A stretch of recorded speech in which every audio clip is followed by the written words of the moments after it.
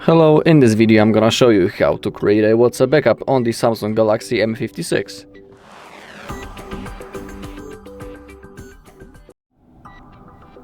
Alright, so let's begin. So all you need to do now is to open up your WhatsApp and now click on those three dots in the top right corner.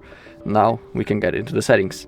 Now simply find the chats, scroll down a little bit, now tap on the chat backup and let's begin with the Google account. In here you need to choose an account and on the selected one, in here the WhatsApp backup will be stored.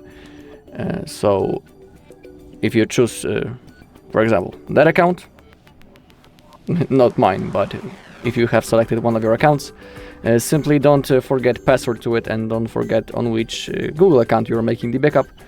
Otherwise you won't be able to restore the backup in the future, because if you want to restore the WhatsApp backup, you'll need to be logged into the same Google account on which you made the backup, so it is crucial. You can also add another one if you're interested in that. Simply click on add.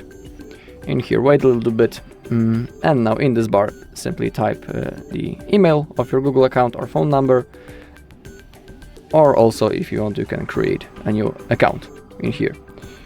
Alright, below we have the automatic backups. Defaultly this option will be set on off, but we have other options such as daily, weekly, monthly, or only when I tap backup. In my case I would like to select it on weekly, and now it means that basically each week the backup will be automatically made and I don't need to do this manually, so it is pretty convenient and comfortable option. And I don't need to remember about the backup, because now it will be made automatically. Below we have option to include the videos. If you enable it, you can see that 1 megabyte will be backed in my case.